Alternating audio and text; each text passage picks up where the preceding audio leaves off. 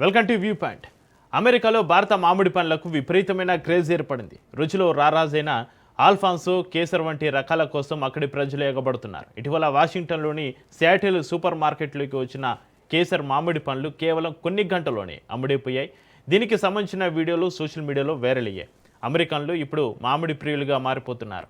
ఈ మామిడి పండ్లను అమెరికాకు చేర్చడంలో కీలక పాత్ర పోషించిన సియాటిల్లోని భారత కన్సుల్ జనరల్ ప్రకాష్ గుప్తా దీన్ని మ్యాంగో డిప్లొమసీ, మామిడి పండ్ల దౌత్యంగా అభివర్ణించారు. ఒక బాక్సు సుమారు 12 పండ్లు ఉంటాయి. ధర $60, అంటే దాదాపుగా 5,000 వరకు పలుకుతున్న డిమాండ్ మాత్రం తగ్గడం లేదు. ఆసక్తికరంగా అధిక ధర ఉన్నప్పటికీ వీటిని భారతీయుల కంటే అమెరికన్లే ఎక్కువగా కొనుగోలు చేస్తున్నారని విక్రయదారులు చెబుతున్నారు. భారత్ నుంచి బయలుదేరక ముందే ఈ బాక్సులు అమ్ముడైపోతున్నాయని, వాటిని ముందే బుక్ చేసుకుంటున్నారని వాల్ స్ట్రీట్ జనరల్ కథనం పేర్కొంది.